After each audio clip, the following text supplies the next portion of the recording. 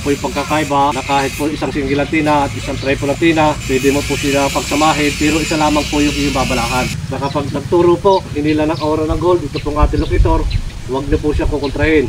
Ganon din po sa mga battery operated. Ito po yung simento ng Hapon, puro po ito, hindi po ito katulad ng ating simento sa Pilipinas.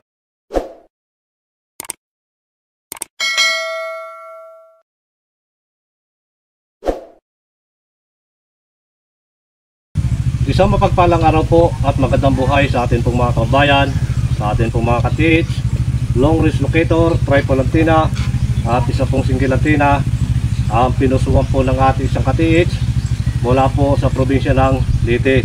Ito po ka-TH ay bala-bala. Kung ano po yung ating ibabala, yun po ang ilulocate ng ating locator. So mahalaga po ka-TH na kailangan kapag manual po ang ating locator na dapat po yan ay balahan. So meron po ako mga ka-TH na ilulukit dito. Ito po yung ring na 14 carats gold na siya po ibabala po sa ating triple antenna. Yan. At meron din po ako ilulukit dito. Ito po yung bracelet na 18 carats gold. Ayan, ito ka-TH. May bala po tayo 14 carats. Gamit po ang triple antenna. At meron po tayo lulukit na 18 carats na bracelet. So ito ka-TH, kapag dalawa po ang iyong gagamitin, isa lang po ang inyong babalahan sa atin pong locator. Ito pa rin. Yan. Yan po yung ating gold. Mahalaga po na kailangan ang dulo po ng antenna natin na ipahid natin sa lupa kahit na ilang segundo lang mga ka-TH. Sa paggamit pa rin po natin ng locator, napakahalaga po niya na dapat sabay po yung pagtaas. Timbang po yan, pakiramdaman po natin yung antenna kung saan po yung magtuturo. So utos-utosan lang natin yung ka-TH at huwag po natin kukontrahin. So ganito pa rin yan. Ang tinas po yan, doon po yung magtuturo agad sa ating po target. Yan po yung pagkakaiba na kahit po isang single antenna at isang triple antenna, pwede mo po sila pagsamahin, pero isa lamang po yung iyong babalahan. Ito pa rin. Yan pa rin yan. Ito pa rin siya tuturo. Yan. Yan pa rin siya.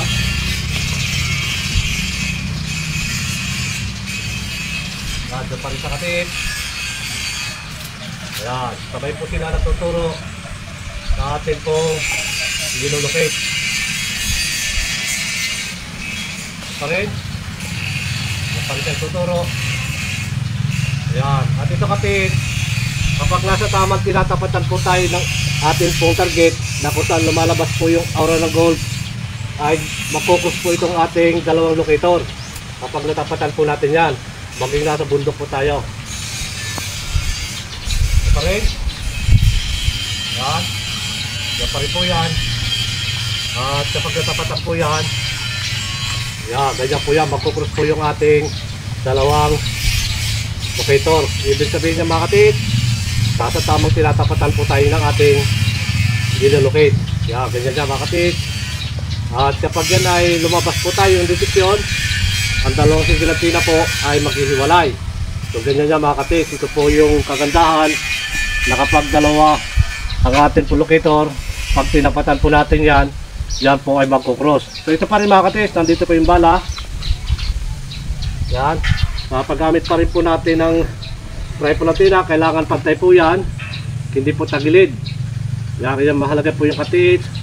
At ito pong ating handle, kailangan po yan ay matining yung pagkakaikot niya, hindi po nagwiwigil.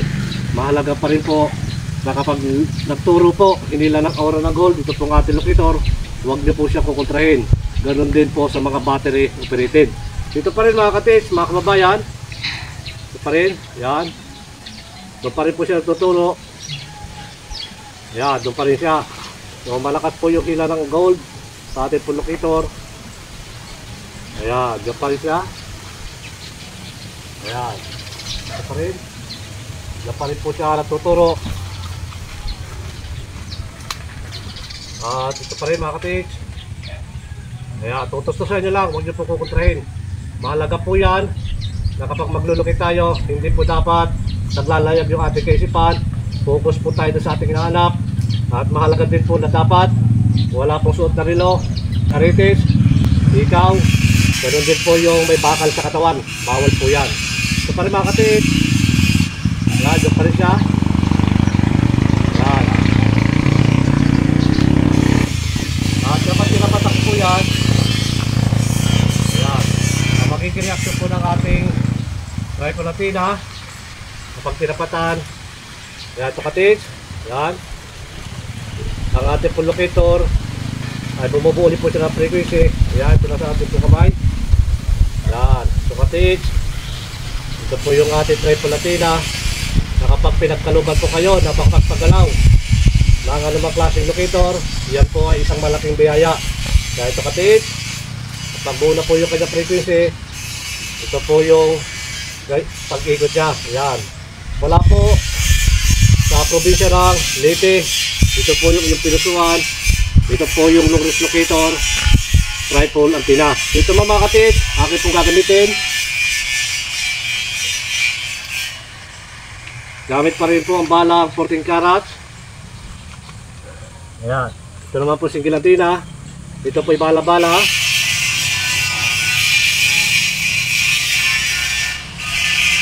Ayan, ito pa rin.